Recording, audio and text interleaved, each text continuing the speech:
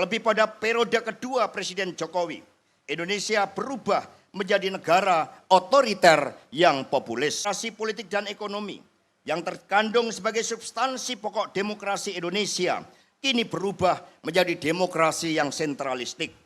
Terlebih pada periode kedua Presiden Jokowi, Indonesia berubah menjadi negara otoriter yang populis. Sistem hukum yang seharusnya mengedepankan keadilan telah diubah wataknya untuk tunduk pada kekuasaan. Bahkan aparat penegak hukum dan seluruh aparatur negara telah diturunkan derajatnya menjadi alat mobilisasi elektoral dan pelindung elit kekuasaan.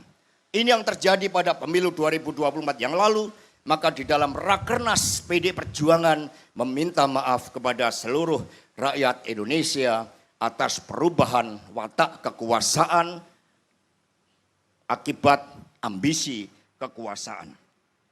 Ketika berbagai kasus kriminalisasi politik hukum terjadi, telah memunculkan suatu kritik yang sangat kuat bahwa tanpa supremasi hukum tidak akan ada bangunan politik yang kokoh dan tidak akan ada bangunan sistem perekonomian yang bisa tumbuh berkembang untuk kemakmuran.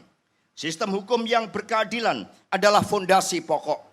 Tanpanya tidak akan ada penghormatan terhadap kemanusiaan, kerakyatan, dan keadilan. Tanpa hukum yang berkeadilan, semua menjadi mahal dan penuh ketidakpastian. Pertanyaan kedua, apakah demokrasi politik dan ekonomi benar-benar hadir sebagai jalan keadilan sosial bagi seluruh rakyat Indonesia sebagaimana dicita-citakan oleh Bung Karno di dalam pidato 1 Juni 1945. Dalam perspektif ini pun, Indonesia saat ini menghadapi persoalan yang sangat-sangat serius terhadap fiskal, moneter, dan kehidupan perekonomian di sektor real. Defisit transaksi berjalan yang terjadi pada kuartal pertama tahun 2026 dan keseimbangan primer yang negatif dalam APBN kita sangatlah mengkhawatirkan. Utang harus dibayar dengan utang. Gali lubang, tutup lubang. Terlebih dengan pelemahan rupiah akhir-akhir ini yang menggambarkan adanya persoalan yang bersifat struktural dan ada persoalan terkait dengan kepercayaan.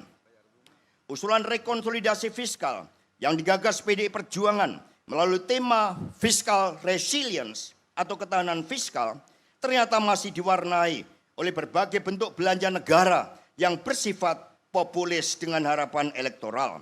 Berbagai persoalan kenaikan harga kebutuhan pangan rakyat, kemiskinan, sulitnya mencari lapangan pekerjaan, dan pemutusan hubungan kerja.